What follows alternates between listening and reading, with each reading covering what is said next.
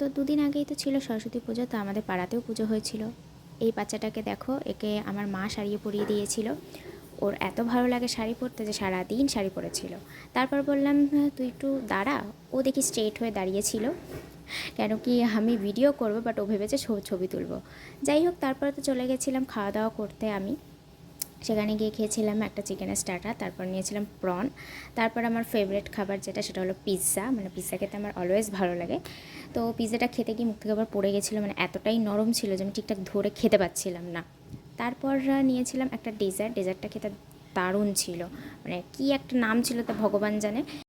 তারপর বাড়ি এসে দেখি বাচ্চারা আর বড়রা মিলে সবাই খেলাধুলা করছে পাড়াতে। তারপর প্রসাদও দিয়েছিল, বাট আমি আর থাকিনি, কেন কি আমার শরীরটা আর ভালো লাগছিল না, আর অনেকটাই রাত হয়ে গেছিলো। তো যাই হোক, তোমাদের যদি ভিডিওটা ভালো লাগে অবশ্যই লাইক অ্যান্ড সাবস্ক্রাইব করে দিও, আর চলে আসবো নেক্সট ভিডিও নিয়ে।